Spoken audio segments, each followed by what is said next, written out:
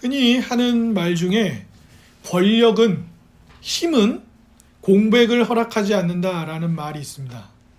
즉 어떤 권력이 놓여있는, 그게 국회의원이든 대통령이든 정치뿐만 아니라 집에서도 마찬가지예요. 집에서도 가만 보면 입김이 제일 센 식구가 있죠. 주로 한국 사회에서는 어떤 사람이 입김이 제일 셉니까? 돈 벌어오는 사람이 돈 벌어오는 사람. 그래서 옛날에는 아버지들이 집에 오셔가지고 어머니들한테 뭐라 그랬어요? 집에서 살림이나 하고 애 키우는데 애 하나도 뭘 어떻게 못해갖고 그러냐, 내가 밖에 나가서 일해갖고 오는데. 그러니까 이제 요즘에 그게 바뀐 거예요. 남자든 여자든 자녀든 부모든 그 집에서 돈을 제일 많이 벌어와서 이 식구들한테 영향력을 미치는 사람이 입김이 제일 세죠. 그런 권력은 공백을 허락하지 않아요. 잠깐도 빈틈을 허락하지 않습니다. 이 사람이 권력을 가지고 있다가 한 번에 딱 기울면 바로 누군가가 권력을 치고 들어오죠.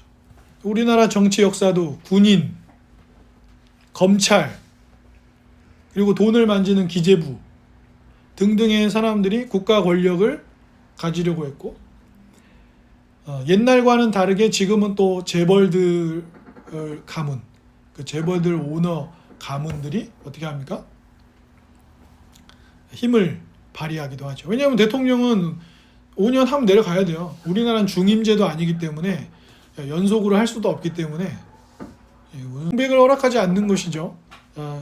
권력은 공백을 허락하지 않는 겁니다. 모두 자기 생각을 가지고 있고 경험을 가지고 있고 감정 등을 중심으로 생각하며 살아갑니다.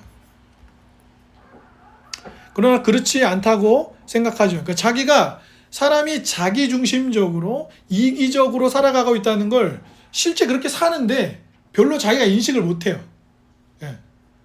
그죠? 그러니까 옛날에 아버지들이 그래서 그렇게 얘기한 거라니까요. 야, 아버지가 이렇게 힘들게 밖에 나가서 돈 벌어오는데 학교에서 공부 하나 하는 거 힘들어? 공부 열심히 해. 야, 내가 밖에 나가서 이렇게 무시당하고 힘들게 돈 벌어오는데 집에서 설거지나 하고 이불이나 빨고 이런 거 똑바로 못하냐고. 나머지 가족들한테 왜 그래요? 이 가족을 지탱시켜주는 자본을 가장 강력하게 내가 해준다. 근데 요즘은 이제 또 어떻게 얘기합니까? 그냥 돈만 벌어오면 끝인가요? 아이 돌보거나 아이 육아에 동참하는 것이 기본인 것처럼 또 얘기하잖아요. 그리고 아무리 밖에서 돈 벌어오는 사람이어도 집에 오면은 설거지도 좀 하고 집안일도 좀 하고 음식물 쓰레기도 좀 갖다 버리고 이렇게 하는 거죠. 문화는 계속 바뀌죠. 옛날에는 어땠습니까? 유럽 사람들은, 유럽 이외의 아프리카나 아시아 지역은 사람으로 취급을 하지 않았어요. 짐승 이하로 취급을 했습니다. 그래서 백인들은 어떤 생각을 가진 거예요? 백인 남성이 중심인 거예요. 그죠? 여성도 뒤고 아이도 뒤고, 특히 흑인들은 어때요? 하나님이, 심지어 믿는 사람들조차도 하나님이 자신들에게 노예로 쓰라고 주신 것이 흑인들이다. 흑인들은 교육을 받아도 똑똑해질 수 없다. 엄청나게 무시했다고요. 사람 취급을 하지 않았어요. 우리나라도 최근에까지 그렇지만 동남아시아에서 우리나라로 일하러 온 수많은 사람들 공장에서 일 시키면서 막 부려먹고 그냥, 그죠? 월급도 제대로 안 주고 심지어 심각할 땐 때리고 폭행하고 협박하고, 너 이렇게 하면은 너네 나라로 내가 돌려보내게 할 거라고 막 협박하고, 그죠? 그런 일들, 그죠? 근데 오늘 본문에 보면 사도 바울이 이 고린도전서를 마무리하면서 자기가 이후에 어떻게 마게도냐 지역을 지나서 고린도에 갈지, 지난번 말씀드렸죠. 예루살렘에서 여러분들이 보시기엔 여기로 해야겠네요. 반대니까. 예루살렘이 여기 있으면 처음에 이방인 교회라고 하는 안디옥이 여기 위쯤에 있었단 말이에요. 그죠? 그리고 여긴 지중이에요. 안디옥이 있고 여기를 넘어가요. 여기를 넘어가서 나중에 한참 넘어가서 고린도에 가는데, 이 고린도에 넘어가기 전에 있는 지역이 마게도냐예요. 그리고 마게도냐 핵심에는 데살로니가와 빌립보가 있었어요. 그래서 내가 마게도냐를 지나서 너 여러분들한테 가서 한참 머물 거예요. 그리고 난 또 선교를 갑니다. 나를 지원해 주십시오. 그리고 나와 함께 동역하고 있는 디모데, 아볼로에 대해서 이야기합니다. 그리고 여러분들이 또 마게도냐 지방에 있는 교회들이 어떻게 나를 후원해 주고 도와줘야 할지, 그리고 도와주었었는지 등에 관한 계획을 나누고 있어요. 본문을 잘 보세요. 사도 바울이 독단적으로 결정하는 게 없습니다. 그죠? 하나님이 허락하시면 더 머물 수도 있고 그렇지 못할 수도 있다라고 설명하고, 디모데를 여러분에게 먼저 보내지만 나는 아볼로도 보내고 싶은데 아볼로가 지금은 갈 데시 없어서 내 마음대로 할 수는 없습니다. 그래서 사도 바울의 이런 간단한 일상에 대한 전도, 선교 사역에 대한 설명을 보면 자기가 사도이기 때문에 독단적으로 뭔가를 결정하거나 모든 걸 자기가 주도권을 가지고 설명하는 내용이 안 나와요. 아닙니까? 안 나오잖아요. 그래서 사도 바울은 자신 안에 하나님이 주신 소망을 품고 그 복음을 나누고자 하는 일을 하는 데 있어서 자신의 소망을 설명하는 일을 하고 있어요. 그죠? 로마서도 마찬가지였던 거예요. 로마 교회 사람들한테 내가 여러분들한테 가고 싶다고 한 다음에 나중에 로마 교회에게 뭘 부탁합니까? 내가 서머나로 땅끝이라 여겨지는, 유럽의 땅끝이라 여겨지는 서머나로 선교사에 가고 싶은데 나를 좀 후원해 주십시오. 이 얘기를 한단 말이죠. 그죠? 그런데 로마 교회 사람들은 아직까지 사도 바울을 한 번도 만난 적이 없어요. 그래서 편지를 먼저 쓰고 복음의 내용을 잘 나눈 다음에 그러면 그 편지를 받으면, 로마서를 받으면 로마 교회 사람들 어떻게 했어요? 아, 사도 바울이 이 로마서 앞부분에 설명해주는 복음에 대한 내용이 참 잘 정리가 돼 있다 하면서 이해를 하고 또 그 뒷부분에 이어지는 그 복음에 따르는 삶이 어떤 것인지를 설명해 주는 것도 이해하면서 아, 우리가 사도 바울이 사도인지 알지만 한 번도 만난 적이 없는데 이후에 서머나로 가는 선교 사역을 지원해 줘야겠네? 이런 설득이 될 거 아니에요. 그죠? 그런 용도이기도 하단 말이죠. 근데 고린도 교회에도 마찬가지예요. 유독 고린도 교회는 또 꽤 길게 머물렀잖아요.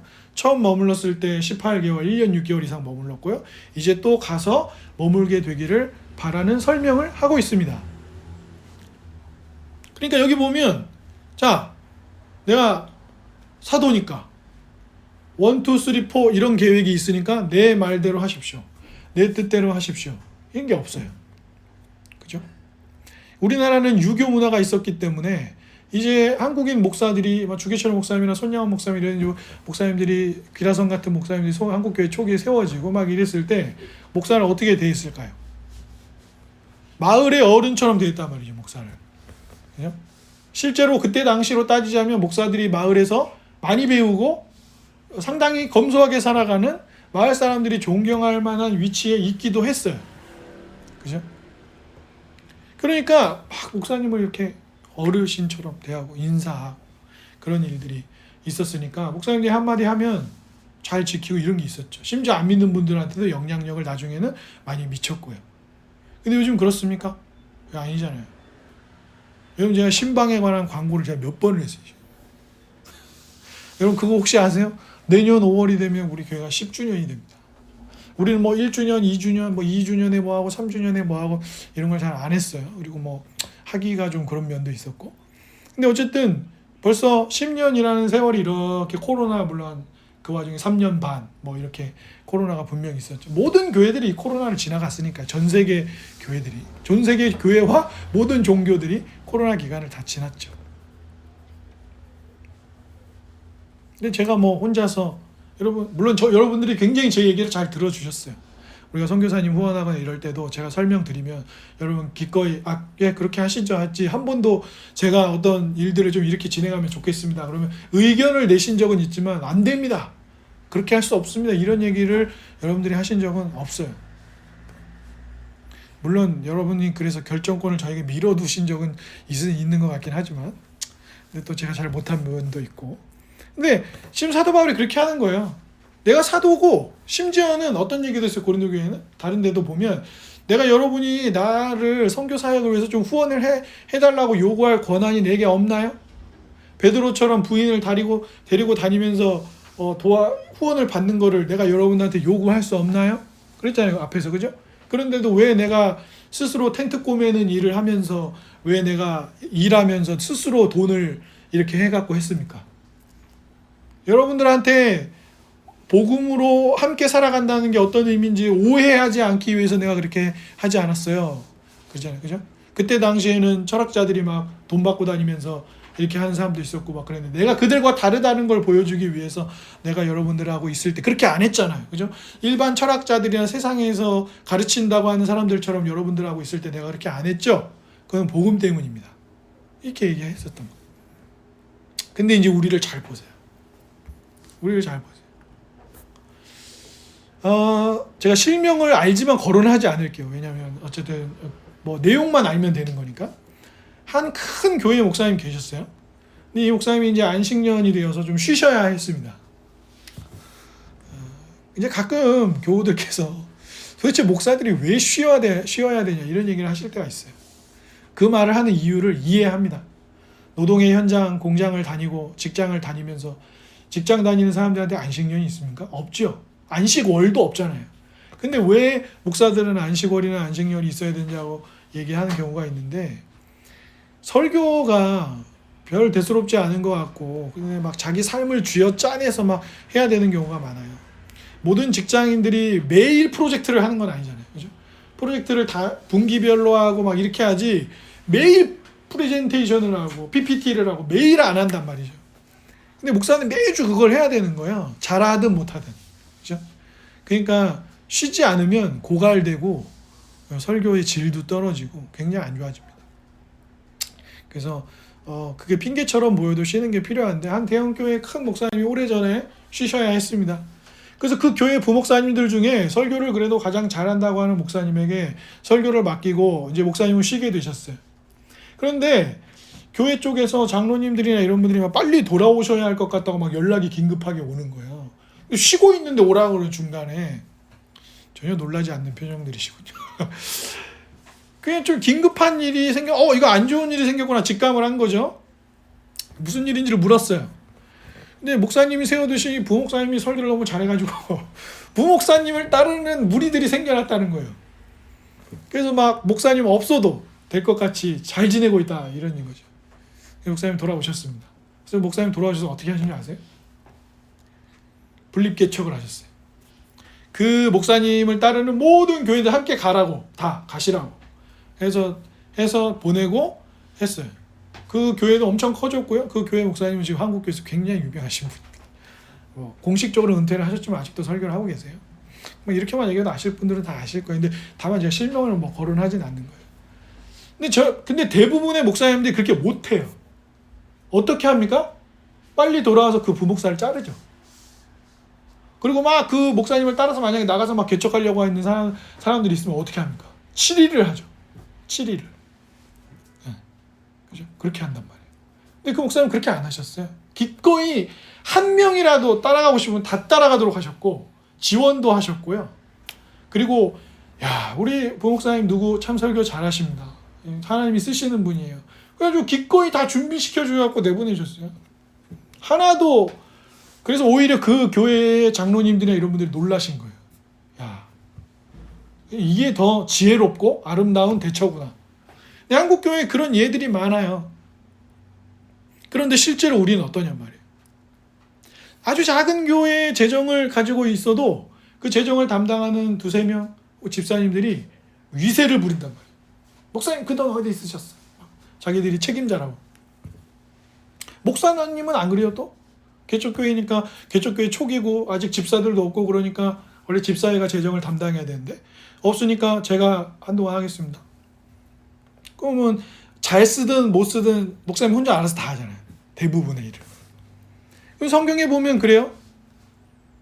야곱에게 아들들이 있었고요. 에서도 그렇잖아요. 팥죽 하나의 장자권을 팔아먹고, 그래 뒤에 가서는 자기가 팔아먹었으면서 동생이 좀 얍삽하긴 했지만, 그죠? 야곱이 좀 얍삽하긴 했지만 에서가 어떻게 해요? 동생을 죽이려고 하고. 그러면 형이 동생을 죽이려고 하는 사람들의 부모 이삭과 아내 얼마나 속이 끓었겠어요.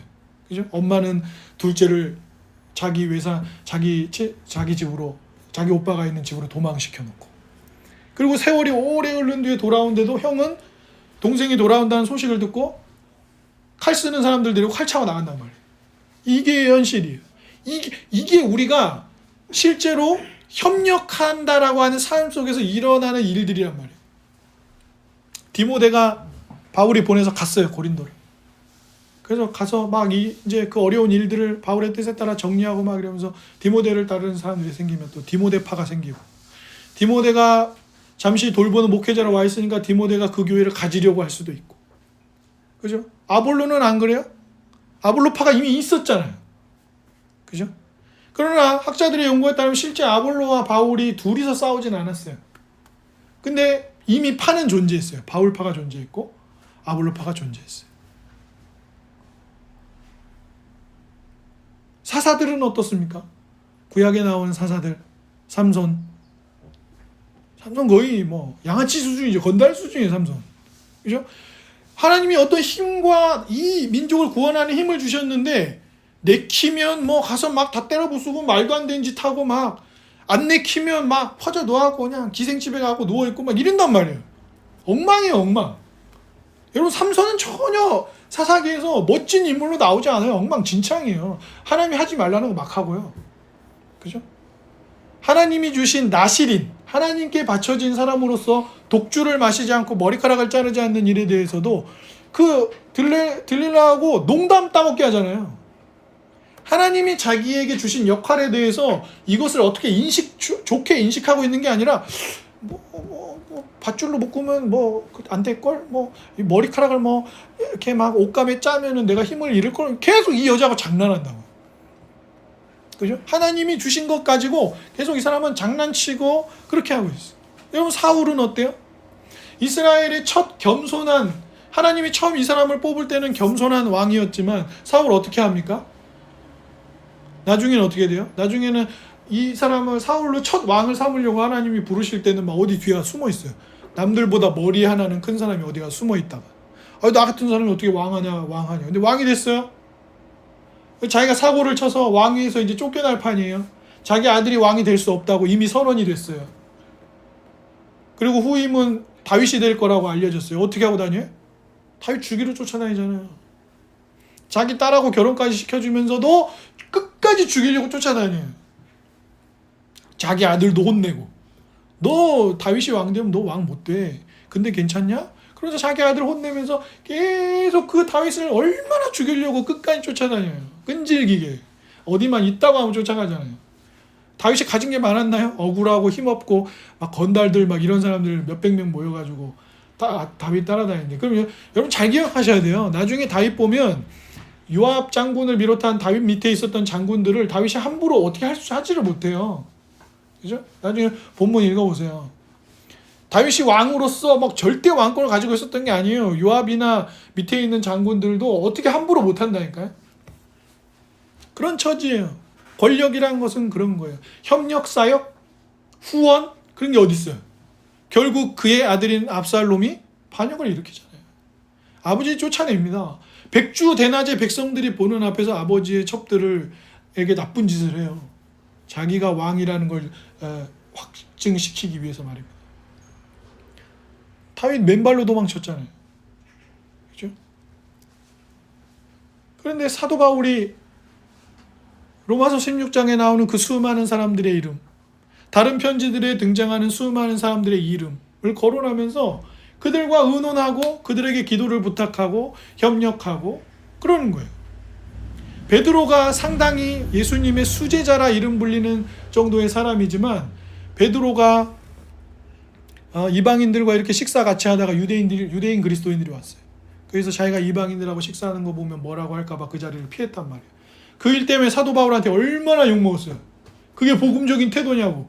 이방인들하고 밥 먹다가 유대인들이 와서 뭐라고 할까봐, 왜 이방인들하고 밥 먹냐고 뭐라고 할까봐 그 자리를 피하면 복음에 합당한 사도로서의 모습이 아니지 않냐고. 그건 복음에 따르는 행동이 아니지 않냐고. 그래서 바울이 베드로를 혼내잖아요. 바울은 어떤 사람인데요? 사도성을 의심받는 사람이었어요. 이방 지역에서. 저 사람 맞아? 야, 예수님하고 3년 동안 같이 다닌 사람 중에는 바울이 없는데? 거기는 베드로나 마테나 이런 사람들이 있지. 없잖아. 뭔데 갑자기 사도라고 나타난 거야? 이런 의심을 받고 있는데 그런 바울이 베드로를 혼낸단 말이에요. 그리고 사도들도 누구 하나가 나서서 막 그런 게 어디 있었어요? 서로 협력하고 기도하고 도와주고 힘을 모으고 하는 거죠. 누구 한 사람, 좀 더 많이 헌신한 사람들이 있을 수 있지만 다 같이 함께 하는 거예요. 함께. 그죠? 함께 하는 거예요. 민주주의도 그렇잖아요. 대통령을 위시로 한 행정부가 있고 국민들이 또 뽑은 국회에 법을 만드는 입법부, 법을 만드는 곳인 국회가 있고, 그리고 또 사법부가 있잖아요. 법원이. 이 세 개의 부처가 삼권이 권한이 분리되어 있어서 서로 견제하면서 독재자가 나타나지 않도록 어느 한 행정부나 사법부나 국회가 독주하지 않도록 견제하는 역할을 하는 게 민주주의잖아요. 그죠? 그것도 교회도 마찬가지예요.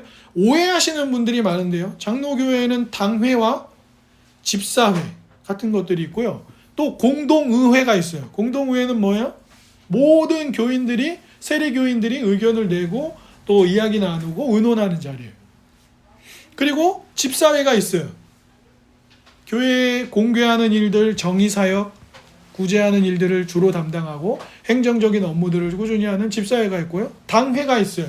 말씀을 가르치고 교회를 이끌어가는 역할을 하는 주 역할을 하는 목사와 장로들이 모인 당회. 이 당회가요, 집사회에 명령하지 못합니다. 당회가 가르치고 도와줄 수 있지만 공동회의에 명령할 수 없어요. 그리고 뭐가 있어요? 장로교회는 뭘로 움직입니까? 노회가 있잖아요. 노회 중심으로 하는 거예요. 개교회가 뭐 자기네가 마음대로 다 혼자 결정해갖고 뭘 하지 않는단 말이죠. 가정과 친구, 직장에서 근데 우리는 어떠냔 말이에요. 성경의 인물들처럼 정치 역사의 역사처럼 얼마나 서로 자기를 주장해. 내 말이 맞다는 거예요. 내 말이. 내 말을 들으라는 거예요. 내 말대로 하자는 거예요. 내 뜻대로 하자는 겁니다. 가족들 속에서도 내 말대로 하자는 거예요. 친구들 사이에서도 내 주장을 펼치는 거예요. 야, 내 뜻대로 하자. 내가 결정한 대로 하자. 직장에서도 내 뜻대로 하고 싶은 거예요. 내 뜻대로. 물론 임원급, 부장급들은 책임을 지죠. 부하 직원들이 함께 일한 어떤 것에 대해서 책임을 지게 돼 있습니다. 관리자들은. 근데 또 관리자들이 책임 잘 안 지죠. 아, 이건 김 과장이 이렇게 한 걸로 정리합시다. 이렇게 얘기하죠. 왜? 관리자들 중에 한 사람에게 문제가 생기면 다른 관리자들도 그렇게 될 수 있다는 전례가 남는 거거든요. 그런 거 남기기 싫으니까 그런 식으로 일하는 거예요. 근데 우리가 얼마나 그러냐 말이에요. 야, 내가 엄마니까 내 말 들어. 내가 아빠니까 내 말 들어. 사랑받는 자녀 아닙니까? 내가 첫째니까 내 말 들어라. 막내니까 내 말 들어달라. 내가 첫째와 막내 사이에서 맨날 치였으니까 둘째인 내 말을 이번에는 꼭 들어달라. 그렇게 서로를 주장한단 말이에요. 아버지를 죽이면서까지 왕권을 뺏으려 하고 자기 사위를 죽이려고 쫓아다니고 자기 동생을 죽이려고 하고 민족을 구해야 될 사사가 힘에 취해가지고 막 살고 그리고 구약에 보면 또 가짜 선지자들 얼마나 많이 나와요. 그죠? 예레미야나 이사야 선지자 뺨 따고 때리고 막 이러면서 뭐라 그래요? 어디 하나님이 너한테 그런 말씀 전하라고 했냐고. 우리 여기 있는 선지자들이 다 하나님의 말씀을 그래서 선지자한테 뭐라 그래? 예레미야한테 너만 하나님 말씀 듣냐고. 나도 하나님 말씀 듣는다. 목사들끼리 모인 자리에 가면 그런 거죠. 너만 성경하냐? 나도 성경 알고 나도 똑똑하고. 근데 이제 목사님들 사이에서는 또 권력에 이렇게 팍 숙이는 그런 것도 있어요. 누가 유학 갔다 왔다. 원어를 잘한다. 그러면 이제 고개를 팍 숙이죠. 근데 성경 원어를 잘 아는 사람은 죄를 안 짓나요? 유학 갔다 온 사람들은 다 하나님 뜻대로 살아요. 안 그런데 뭐야? 그걸 권력으로서 누르는 거예요. 우리는 그렇다니까. 야, 내가 미국인데. 여러분 여행 가가지고 해외에서 미국 사람 만나보세요. 정말 이상한 사람 많아요. 미국이 뭐 별거야? 근데 제가 미국 사람인데. 그래서 막 다른 아시아 사람들 무시하고 막 이러고. 또 유럽 사람들은 되게 웃겨요. 결국엔 유럽 사람들이 미국 간 거잖아요. 근데 유럽 사람들은 어때요? 미국 사람들을 보면서 저 힘만 있고 저 역사도 없고 문화도 없는 것들, 나라 생긴 지 몇백 년 되지도 않은 것들이 어디 힘 좀 있고 무기 좀 잘 만들고 이런다고 떵떵거리는 유럽 사람은 또 미국 사람 무시한다고. 그 미국 사람은 어때요?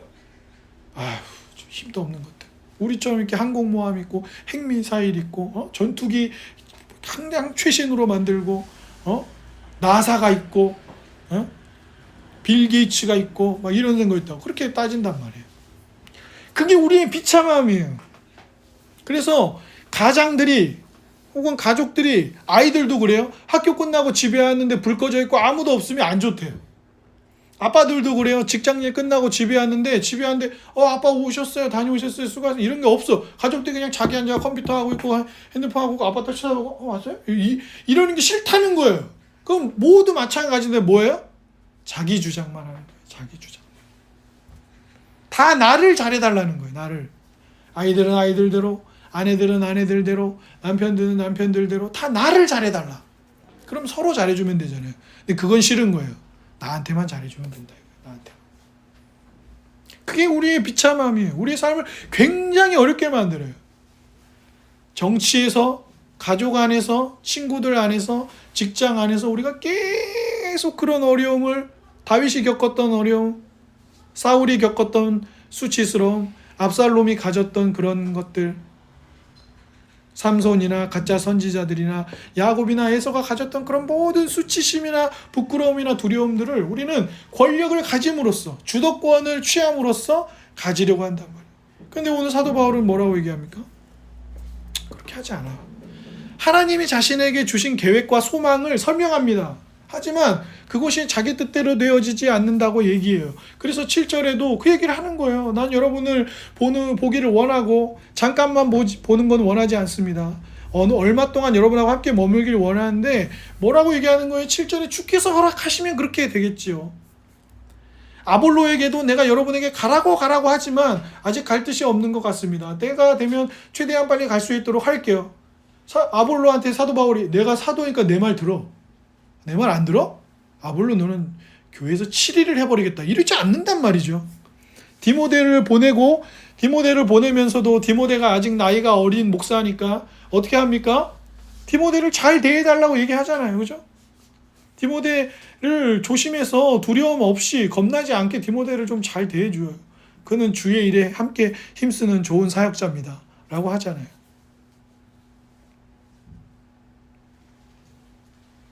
빌립보서 2장에 뭐라고 했습니까? 죽기까지 자기를 복종시킴으로 우리를 구원하신 분이 계십니다. 그분이 누구예요? 우리 주 예수 그리스도입니다. 그분은 우리를 어떻게 하셨다고 요한복음에 되어 있습니까? 요한복음 13장 1절에 우리가 너무 잘 아는 구절이 있는 거예요. 제자들을 사랑하실 때 끝까지 사랑하셨습니다. 제자들이 배신할 거 알고 있었어요. 십자가 사건이 일어날 때 다 도망갈 거 알고 있었어요. 하지만 예수님은 어떻게 하셨어요? 끝까지 그들을 사랑하셨어요. 끝까지. 그리고 지금도 사랑하십니다. 요한복음 14장부터 시작 17장까지 이어지는 예수님이 제자들을 떠나게 될 것, 예수님이 이제 떠나서 십자가 사건 이후에 하늘로 올라가실 것에 대해서 말씀하시면서 쭉 말씀하실 때 뭐라 그러셨어요? 나를 여러분들에게 주어서 내가 여러분들을 위해 죽음으로 그리고 부활의 은혜로 세워지는 것이 교회인데요. 그 교회는 뭐예요? 그 교회는 내가 여러분에게 나를 준 것으로 세워질 것입니다. 성령님이 오셔서 내가 여러분들하고 함께 있었던 것보다 더 좋게 성령님이 여러분을 찾아오셔서 여러분을 돕고 여러분을 대신해서 말씀해 주시고 기도해 주시고 들었던 말씀을 기억나게 해 주시고 하나님 앞에서 여러분들의 변호사가 되어주시는 성령님이 여러분을 찾아오셔서 내가 여러분하고 지금 같이 있는 것보다 더 나은 더 아름다운 일들이 교회를 이루는 여러분 안에 이루어지도록 하겠습니다 라고 말씀하시고, 그러면 이게 제자들에게 뭐가 돼요? 위로가 되죠. 우리는 예수님이 떠나시는 게 너무 겁이 나는데 예수님이 떠나시는 게 우리에게 더 좋은 일이 되고 성령을 보내시면 더 아름다운 일들이 펼쳐진다고 하시니까 감사한 일인 거죠. 그래서 사도행전이 시작되면서 6월절에 오순절에 성령이 역사하실 때, 성령이 그들에게 임하셨을 때 그 겁만던 베드로가 벌떡 일어나서 복음을 전하기 시작하는 거예요. 그 일이 일어나는 것이죠. 주권을 가졌지만 하늘과 땅의 모든 권세를 그리스도께서 가지고 계시지만 주님은 우리를 닥달하지 않으신다고요. 그죠? 우리를 강압하지 않으세요. 그러면서도 어떻게 하십니까? 우리에게 주신 그렇게 서로를 부수고 가정에서도 주도권을 잡아야 하고 직장에서도 주도권을 잡아야 하고 친구 사이에서도 주도권을 잡아서 나만 막 봐주기를 원하는 우리 모두 이기적인 죄인인 우리 모두 자기를 우상으로 섬기는 자신을 지으신 하나님이 아니라 자기를 중요하게 생각하며 자기를 우상처럼 섬기는 우리에게 우리를 죄로부터 건져서 씻어서 하나님의 것이 되게 하시고 하나님 나라 백성으로 살게 하시고 하나님 나라의 평화를 서로에게 전하며 자기를 주장하지 않는 것. 죽기까지 우리를 사랑하셨는데 사람이 되어 죽기까지 복종하시고 낮아지셨어요. 그래서 우리가 어떻게 하는 거예요? 우리가 더 이상 자신의 무엇, 자신의 성별, 자신의 직분, 자신의 무엇, 자신의 헌신의 무엇을 주장하지 않고 서로를 어떻게 여기라 그랬어요? 나보다 낮게 여기고, 여기에는 주일학교 아이들, 유치부 아이들, 어린 아기들, 남자, 여자, 성도들 모두가 포함되어 있는 거예요. 서로를 자기보다 낮게 여기고 어떻게 해요? 그리스도의 사랑으로 사랑하는 것이죠. 그게 어디서 오는데요? 울리는 꽹과리가 되고 사랑이 없으면 울리는 꽹과리가 되고 아무것도 아니게 되는 것을 그리스도께서 우리를 어떻게 사랑하셨는지 그분을 볼 때 성령님이 말씀을 읽거나 예배를 하거나 좋은 신앙의 도서를 읽거나 이럴 때 성령께서 우리에게 어떻게 하세요? 하나님을 알게 하시고 사랑하게 하시고 세상을 이해하게 하시고 하나님 없이 살아가면서 자기를 중심으로 이기적으로 살아가는 인생들이 얼마나 비참한지를 알게 하셔서 어떻게 하시는 거예요? 그런 우리가 어떻게 사랑하셔서 새롭게 하시는지를 보여주셔서 그리스도가 우리를 어떻게 살리셔서 서로를 사랑하게 하시는지를 감사함으로 그걸 살게 하신단 말이에요. 남들한테 보여주려고 그것조차도 권력으로 삼으려고 착한 짓을 하는 것이 아니라 그리스도가 나 같은 죄인을 위해서 나만을 위해서 하나님조차도 이용하려고 하는 이 이기적인 우리, 권력을 잡으려고 하는 우리, 협력하고 돕는 것이 아니라 협력이라는 이름 하에 자기의 이름만 높아지기를 원하는 우리 같은 비참한 인생들을 위하여 끝까지 사랑하시면서 우리에게 자기를 주심으로, 자기를 낮추심으로 어떻게 사랑하셨는지, 구원하셨는지를, 어떻게 죄에서 씻었는지를 알게 하셔서 서로를 사랑하게 하신다. 그게 성령께서 우리를 위해서 하시는 일이에요. 그래서 디모데를 보낼 수도 있는 것이고 아볼로에게 고린도에 가보라고 권면할 수도 있는 것이고 자기 자신이 전도에 대한, 선교에 대한 소명을 가지고 설명하면서 그러나 이것이 하나님의 뜻대로 되기를, 또 여러분들의 의견과 여러분들의 마음과 뜻이 합해지기를 바란다는 바울의 계획이 설명되어지는 것입니다. 주도권을 주께 드리고 주님의 뜻이 허락된다면 그 길을 계속해서 걸어가는 것이죠. 그런데 우리는 얼마나 자주 그냥 우리들 개인의 이유로 뭘 하고 안 하고, 예배도 그렇고 우리 개인의 그냥 판단으로 해버리잖아요. 하나님의 뜻이 있는가? 이것이 서로 도울 수 있는 길인가? 이것이 나를 사랑하시는 분, 내 뜻에 합당하신 것인가? 라기보다는 그래, 목사님 꼴도 보기 싫고 그러니까 가지 말자. 그렇게 되는 경우들이 얼마나 많아요. 저 집사님 왜 저래? 쟤는 왜 저래? 난 저런 애랑 같이 도저히 한 교회를 이룰 수 없어. 이런 경우들이 얼마나 많냐는 거죠. 일상에서도 그렇잖아요. 제가 저희 옆집 사람들이 싫은 것처럼 저희 집 창문이 바로 옆에 있는데 거기 마당에 앉아 담배를 펴대요. 우리 담배를 안 피는데 저희 창문으로 그대로 들어오거든요. 얼마나 미워 보이는지 몰라요. 내가 내 집주인이면 내 쫓고 싶다 이런 생각이 드는 거죠. 권력이 있으면 권력을 남용하고 싶죠. 다 사람들이 누구나, 그죠? 그렇게 되고 있는단 말이에요. 그것은 학교나 가정, 직장에서 다 경험하는 바입니다. 그런데 그리스도는 우리를 어떻게 하십니까? 죽기까지 복종하심으로 낮아지시고 제자들의 배신을 아시면서도 끝까지 그들의 발을 씻기시며 이후에 어떻게 될지를 말씀으로 가르치시고 부활하여 40일 동안 제자들과 함께 하시고 500여 명이 넘는 제자들에게 자신을 보이시면서 말씀으로 인한 위로와 힘을 잃은 제자들에게 엠마오로 가는 두 제자가 뭐라고 합니까? 주께서 우리에게 성경을 풀어서 설명해 주실 때 우리의 마음이 뜨거워지지 아니하더뇨? 라고 하시는 거죠. 우리 물고기나 잡으러 가자 하면서 제자들, 베드로와 사람들이 물고기 잡을 때 해변에서 식사를 준비해 놓고 제자들에게 뭘 얼른 오라고 수고했는데 아무것도 못 잡아. 물고기 한 마리 못 잡아. 제자들 얼른 오라고 앉혀두시고 딱 앉혀두신 다음에 음식 먹은 다음에 이 새끼들, 너는 내가 너를 마지막에 쳐다봤는데 나를 저주까지 해? 새끼 놈 마태 너 똑같은 놈이, 이런 얘기 안 하시고 그냥 먹이시잖아요. 그죠? 그러면 먹으면서 분명히 다 울었을 거예요. 거기서 왜? 예수님이 자기들을 불러서 식사 준비 다 해놓고 밤새도록 수고했는데 물고기나 한 마리도 못 잡고 열은 받았는데 딱 해변에 나왔는데 예수님 계시고, 예수님 우리한테 뭐라고 말도 안 하셔. 그리고 음식 다 준비해놓고 다 먹여요. 다 울었겠죠, 제자들 거기서. 그래서 대표로 베드로한테 물어보잖아요. 뭐라고요? 시몬의 아들, 요한의 아들 시몬아. 시몬의 아들이 아니고 요한의 아들 시몬아, 너 나 사랑하냐? 내가 주님 사랑하는 거, 사랑한다고 말 못해요. 제가 주님 사랑하는 거 주님 아시죠? 똑같이 3번 부인했는데 3번 물어보시잖아요. 그래놓고 베드로한테 뭐라 그래요?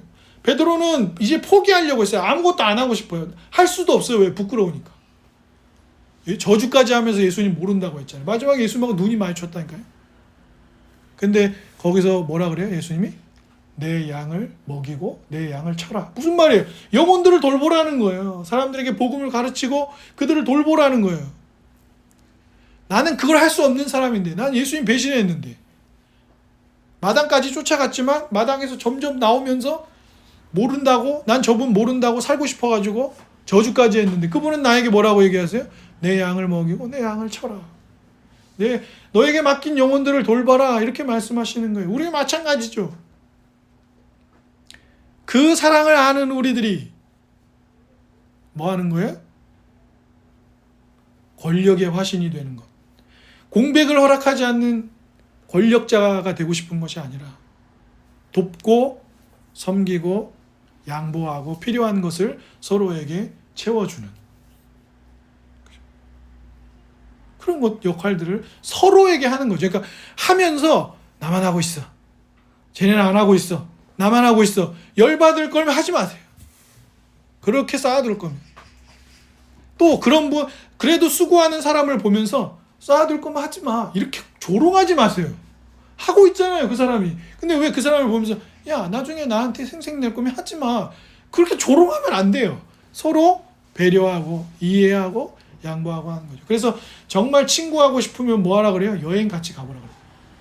그럼 성격 다 나오거든요. 가족들끼리 뭐 하지 말라 그래요? 긴 여행을 가지 말라. 가족도 싸웁니다.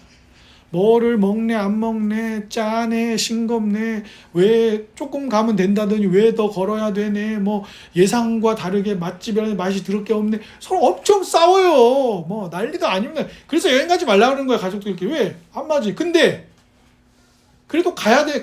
이 인생의 길을 같이 걸어야 되는 거. 왜요? 배려하고 양보하고 이해하면서 가는 겁니다. 어떤 분이 저한테 그런 얘기 했어요. 서로의 다름을 인정하고 그 영역은 그냥 따로 두는 게 좋지 않겠냐.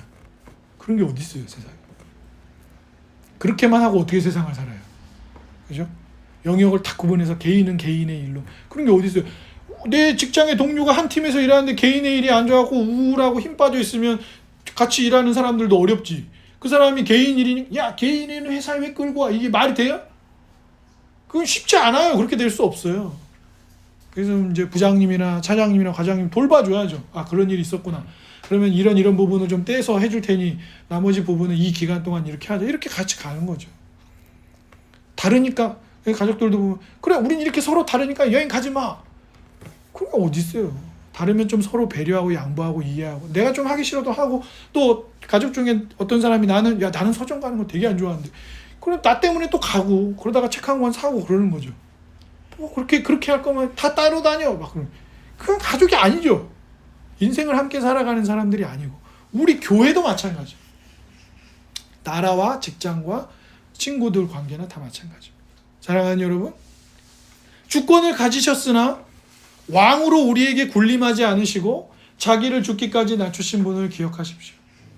그분이 주시는 구원의 기쁨을 누리면서 기꺼이 여러분을 숙이십시오. 기꺼이 여러분을 낮추십시오. 여러분의 가족과 이웃과 친구들에게 스스로를 낮추십시오. 그리스도 때문에. 그렇게 낮춰도 우리는 전혀 낮아지지 않습니다. 왜요? 우리는 하늘 시민이고 하나님의 백성이고 자녀이기 때문입니다. 같이 기도하겠습니다.